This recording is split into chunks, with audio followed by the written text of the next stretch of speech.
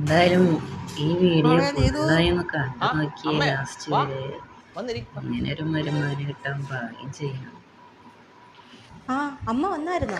ആ മോളെ അമ്മ ഇപ്പൊ വന്നതേ ഉള്ളൂ. അച്ചാച്ചാ, അമ്മേനെ ഞാൻ ഇങ്ങോട്ട് വരാൻ പറഞ്ഞത്. അമ്മയ്ക്ക് കുറച്ച് ദിവസം കൊണ്ടേ വയ്യ, നടുവിനും മുട്ടിനും ഒക്കെ വേദന. അപ്പം നമുക്ക് രണ്ടുപേർ കൂടെ ഒന്ന് ഹോസ്പിറ്റലിൽ കൊണ്ടുപോകണം അമ്മേനെ. അതിനെന്താടി, നമുക്ക് കൊണ്ടുപോകാലോ. ഞാനൊന്ന് റെഡി ആവട്ടെ. അത് കൊള്ളാമല്ലോ. പെണ്ണിനെ കടിച്ച വീട്ടിലോട്ടാണ് വയ്യാന്ന് പറഞ്ഞ് കയറി വരുന്നത്. അത് കൊള്ളാമല്ലോ. നീ അവിടെ ഇരി.